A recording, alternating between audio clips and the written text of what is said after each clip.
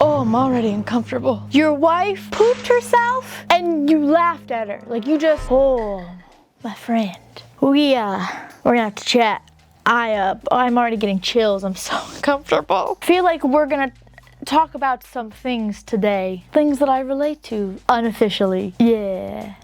Is that the word that I'm looking for? I don't know. I'm just stressed. Happy apple picking day! As always, some really quick reminders for everybody. If you want a chance for your stories to be featured on Am I the Bad Apple, you can send them to my subreddit, r/AmITheBadApple. And as always, just remember that we all come from different branches of the apple tree. And what that means is that we all have lived different lives and have different experiences. And those experiences are going to shape how we internalize things, the details that are important to us, the boundaries that we choose for ourselves. And that's not going to be the same for everybody, and that's human nature. That's fine. If someone misses a detail that you think is really important, okay, then talk about it, but we're not going to villainize someone for not catching something that means something significantly to you personally. So, yeah, we just keep that in mind while we discuss down in the comments. So without further ado, let's get started with this week's episode of Am I the Bad Apple? Let's go apple picking! I'm also trying to decide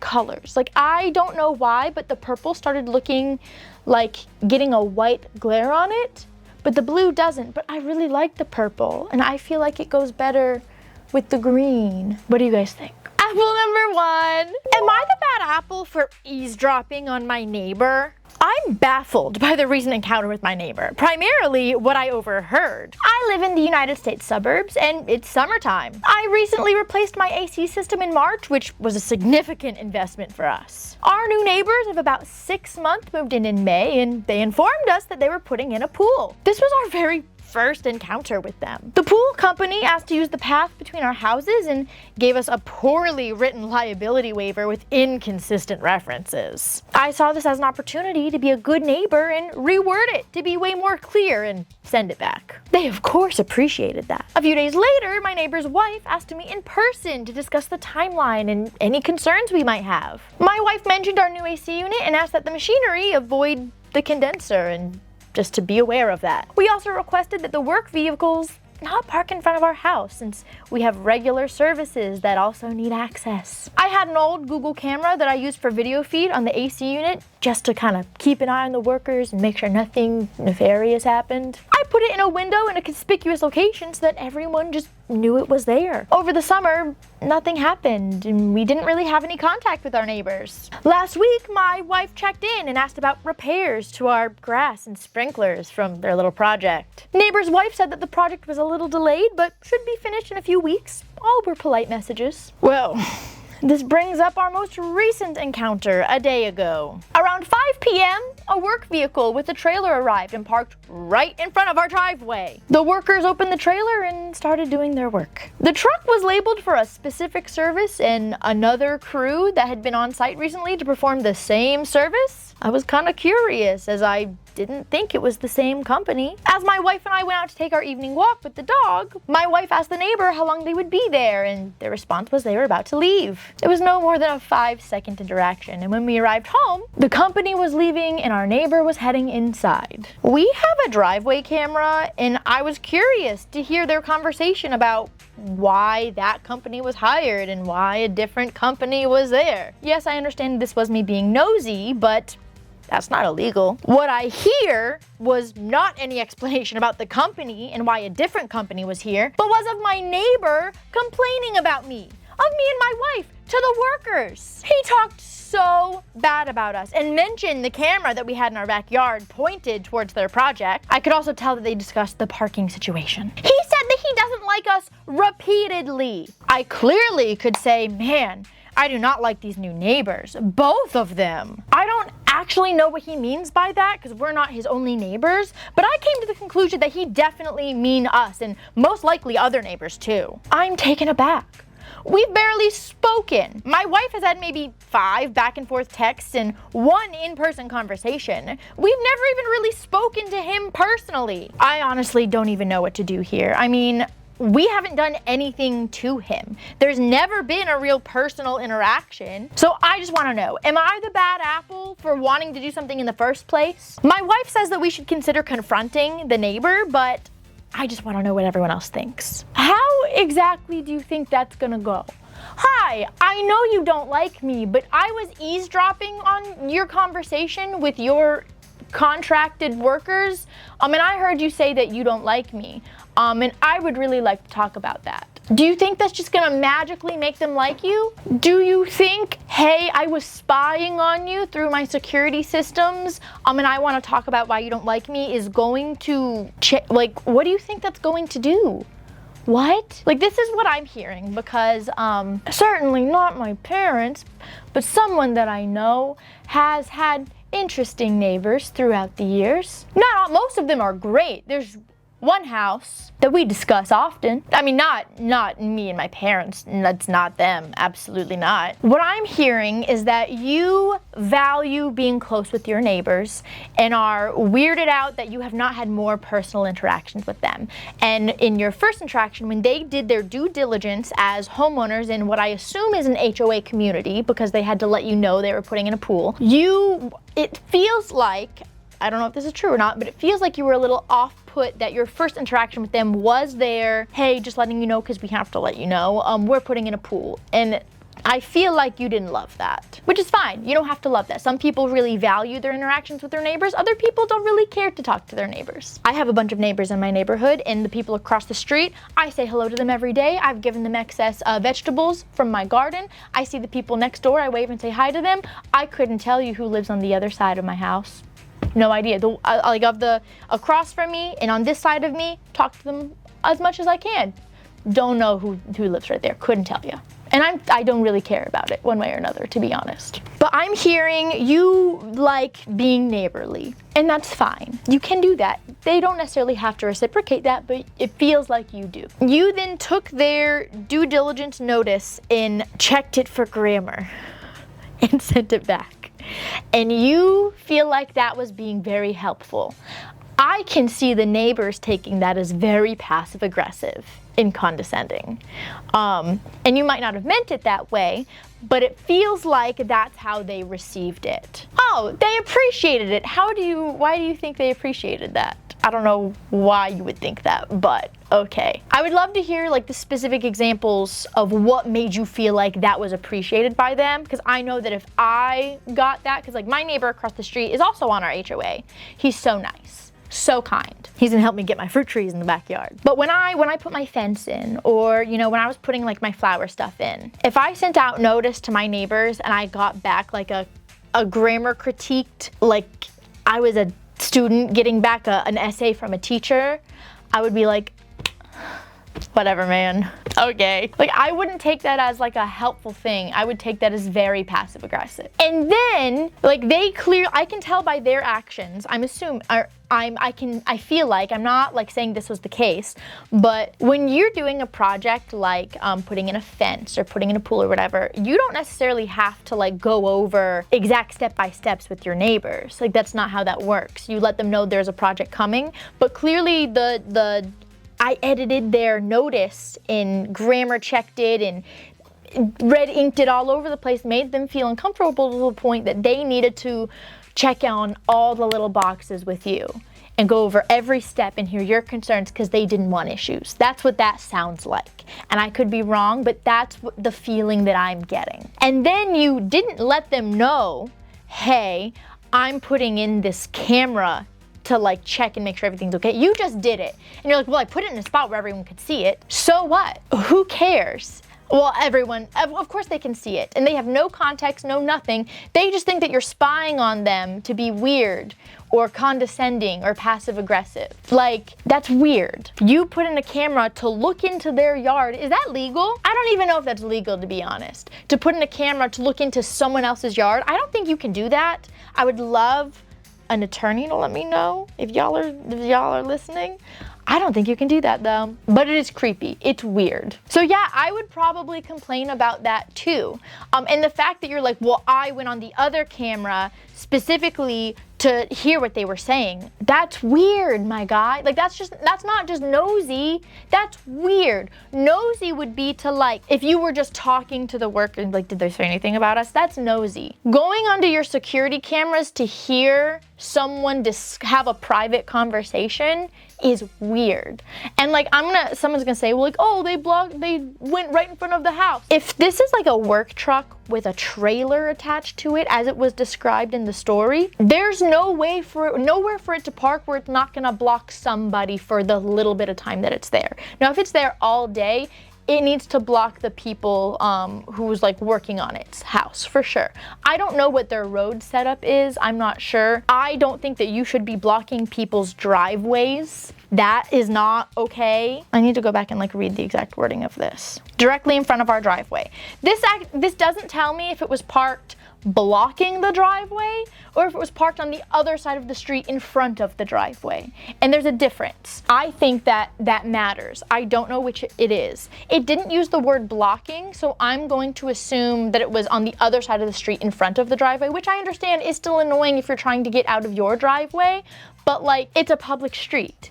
You can't dictate when work trucks are on a public street. Like, even when you're like, oh, we'll tell them not to park in front of our house. Depending on how many there are, that might not be possible, and you don't all get to dictate that. Now, if they're there like all day, every day, causing you problems to get out of your house, or if you have an HOA rule that there can't be parking in the street, come here, Milo.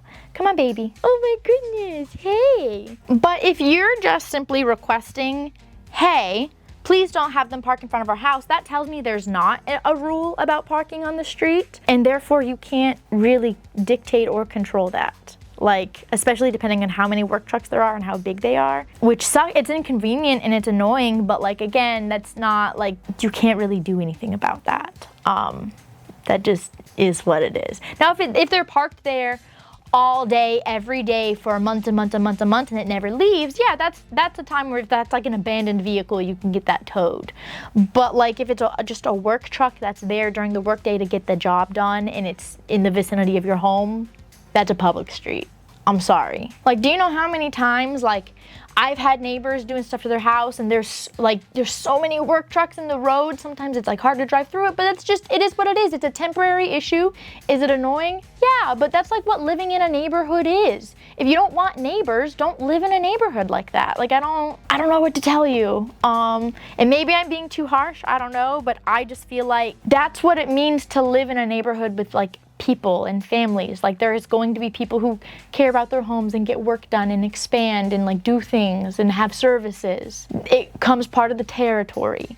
It's going to happen every now and then. Is it going to happen every day of your life? No, but it's going to happen every now and then. That just is what it is. And if you don't want that to inconvenience you once in a blue moon, then don't live in a place where you have neighbors like that, I guess. Like, I'm going bad apple for sure. Like, I feel like this is just like, maybe you just put a bad taste in my mouth by like pointing a camera at your neighbor's yard. I just think that's so creepy and invasive and strange. So naturally, I think most of what you do is going to annoy me at this point. You remind me a lot of a neighbor that I once heard of and experienced. It's fine, there's nothing wrong. But like, regardless, no matter the context, like, to use your cameras to spy on people's private conversations and then get mad about the content and like want to confront them about it. Yeah, no, you're wrong.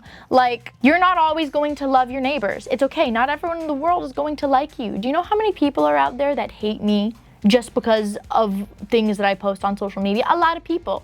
And that's just a part of life. Not everyone's going to like you. It's not like your neighbor's going out of their way to maliciously hurt you or do anything to you. Like, they're just complaining about you to their workers because like they're nervous that you're gonna throw a fit that the work truck is there. That's most likely what it is. They're feeling bad because they're telling the workers, hurry up, hurry up, hurry up. I don't want to deal with these people. Like, they're a problem. They're annoying. I can't stand them. That's most likely what I feel like is happening. And I don't understand your goal. Like, should I confront them? What are you trying to accomplish? Because if you're trying to, well, I just want them to like me. You think that letting them know that you spied on their private conversation and you don't like what you heard them saying is gonna make them like you? There's nothing productive to gain here. Leave it alone. Stop being weird. Stop being weird. Bad apple. Apple number 2. Am I the bad apple for taking my grandparents for granted. My wife and I made plans back in January with a group of friends to go to a beer festival in the mountains. This festival is going to take place over Labor Day weekend. My father-in-law has a rental property in the mountains which we reserved for the weekend, and we all got tickets to the festival. It's 3 families and some other friends, so about 9 people in total. As I just said, the festival is Labor Day weekend, and my grandparents invited us and some other family members to a barbecue that weekend. My wife and I won't be able to attend, obviously, because of the festival. I texted my grandpa and let him know I wouldn't be able to make it because I already had plans that weekend, and he said he understood and that it was no problem. But then my mom texted me asking why we couldn't come, and I explained the situation. She told me she's very disappointed and that I need to make this barbecue a priority and I should cancel my other plans to go to the beer festival to go to the barbecue. She then goes on this guilt trip saying that my grandparents are in their 80s and we won't have many more opportunities to get together. Well, for context, we live in the same city and state as my grandparents, and we see them 2 or 3 times a month at a minimum, so it's not like I go years without seeing them. She told me that a beer festival is not a good reason to blow off my grandparents and that I really need to reconsider my priorities. I told her I couldn't cancel, that the house is booked and the tickets are paid for, and that if it was just our family and no friends going, then sure, I could forego the festival and come to the barbecue. But I didn't think it was very fair to our friends to cancel long-standing plans for a barbecue we just found out about a week ago. Not to mention that they'd have to eat the cost of tickets or find a different place to rent. I told my mom that if it was any other weekend or even Monday of the long weekend instead of Saturday, we'd be there and we aren't blowing them off. This is just a scheduling conflict. She didn't disagree, but she's very upset about the situation. So, am I the bad apple? I feel like maybe I might have a unique perspective on this, and I'm gonna say something that might surprise some people and might even upset some people at first, but just like hear me out for a second. I don't actually think there's any bad apples in this story, and I'm gonna tell you why. I know there's gonna be a lot of people that are like very angry at the mom for guilting and like still being mad at the end, but I don't think mom's a bad apple for a very specific 2 specific reasons. One, by something that I've experienced, and one, something that was in the story, and I'm gonna explain it in a second. I have experienced my own parents, not even just my own parents, but even my grandparents get very aware and anxious about my grandparents getting older on both sides. I'm very fortunate in that I have both sets of grandparents alive and well. Love that, very fortunate, very privileged to have that. And especially my dad, like I've seen my dad get very aware of how old his parents are getting, which is scary for anybody. I've seen one of my best friends become very aware of how old her parents are getting, especially as family members and loved ones get older and start seeing health complications. It's very scary. So I personally don't see mom's actions as nagging or guilting or like being unreasonably crazy.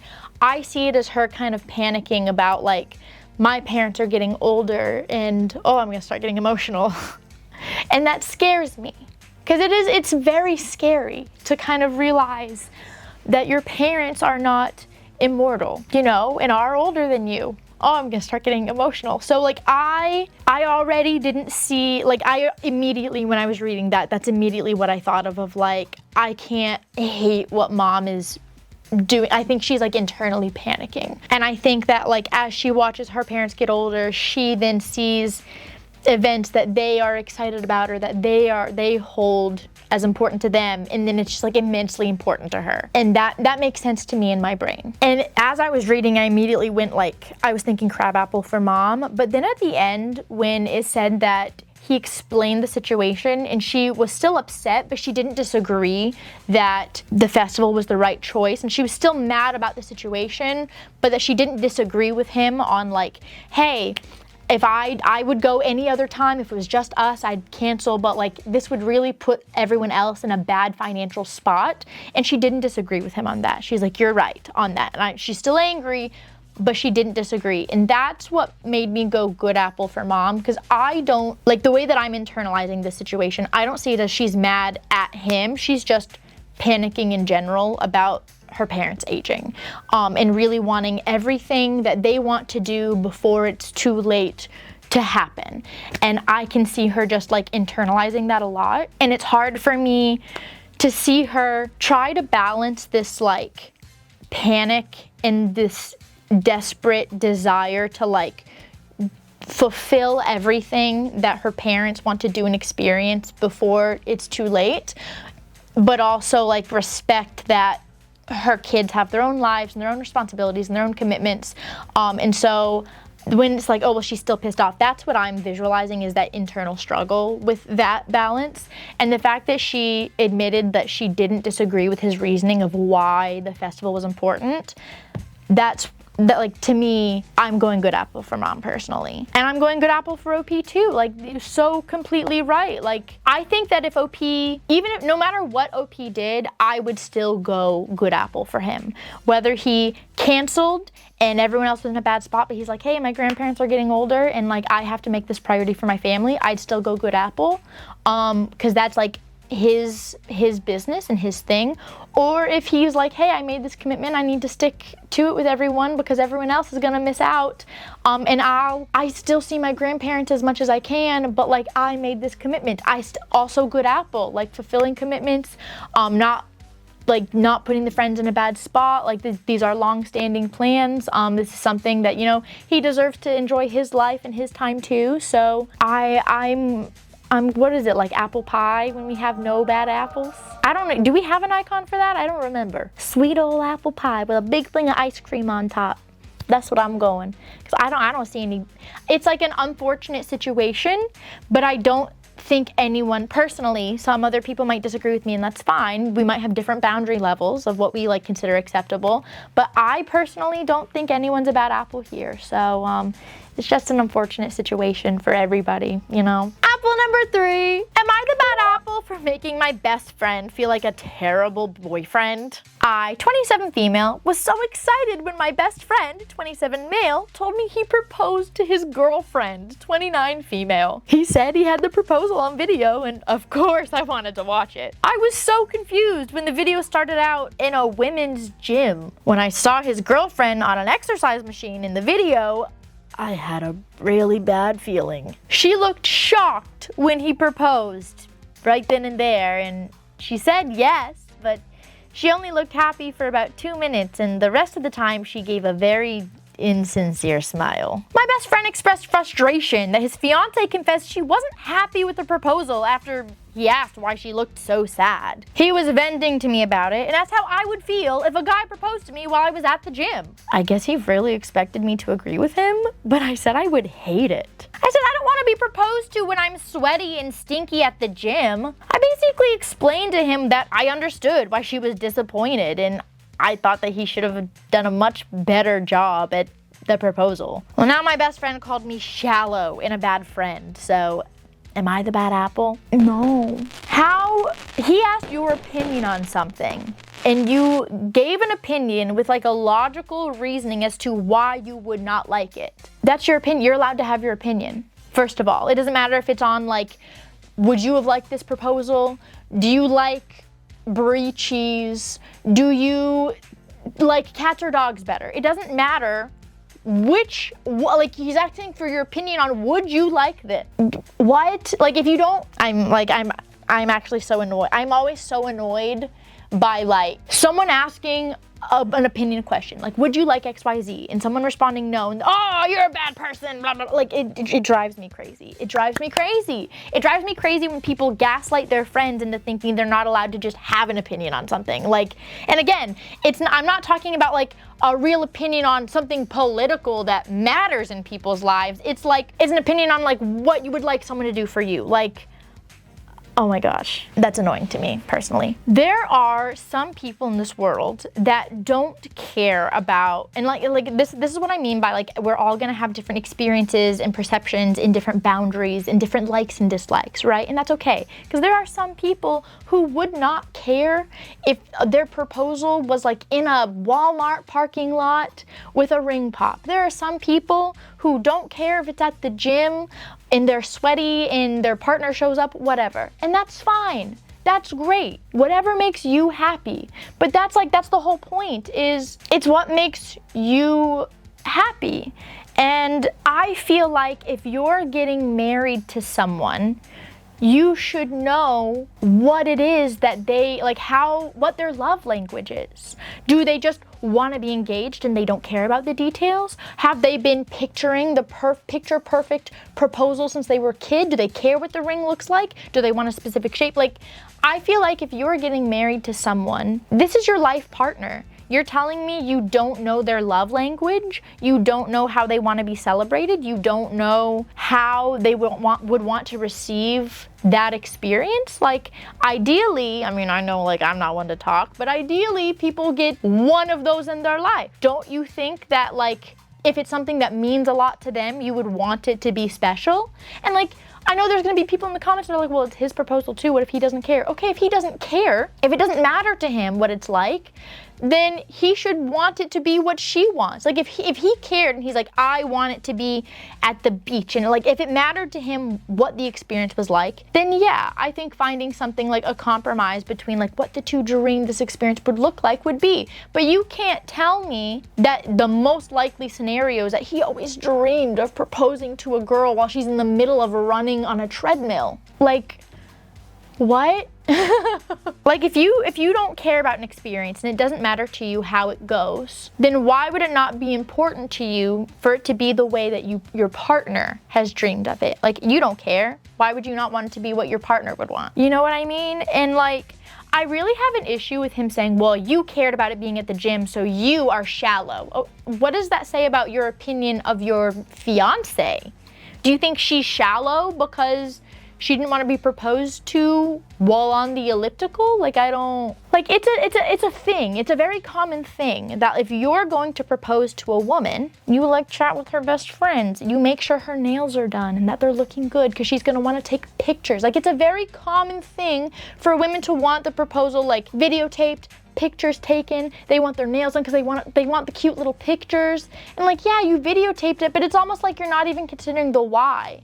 Like, I don't know about you guys, but I know I don't look cute on an elliptical when I'm like sitting there sprinting, drenched in sweat. Like, I don't look cute. Why would I want photos of me posted, you know? I feel like anyone would have that thought process. Like, I don't look cute when I'm in the middle of sprinting and working out. Why would I want that to be like plastered in a video that's supposed to mean something to me for the rest of my life? Like, you had a chance to be clean and shaped up, and like she's in leggings and a sweaty tank top, and like that's supposed to be the moment that is like a keepsake for the rest of your lives. I would not be happy. So like, and here's the thing. It's not like you went, you did the proposal, you didn't think about it, and then she expressed, I don't like this, and you were like, oh, shoot, I messed up, I'm so sorry. Because I would even go like good apple, maybe crab apple, good or crab if like that was the case, right?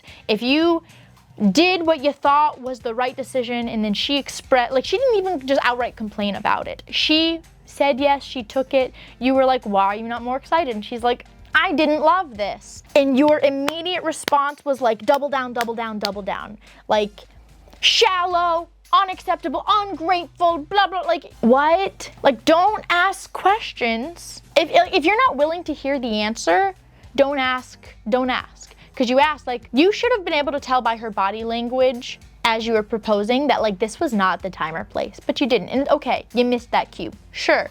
But then you did notice, and you're like, why are you not happy? Was this not everything that you dreamed of it being? And you clearly were not ready for that response. And then you went out and you went to get other opinions from other women, and you weren't ready for their responses either. Like, you're not willing to sit there and internalize, oh no, I messed up.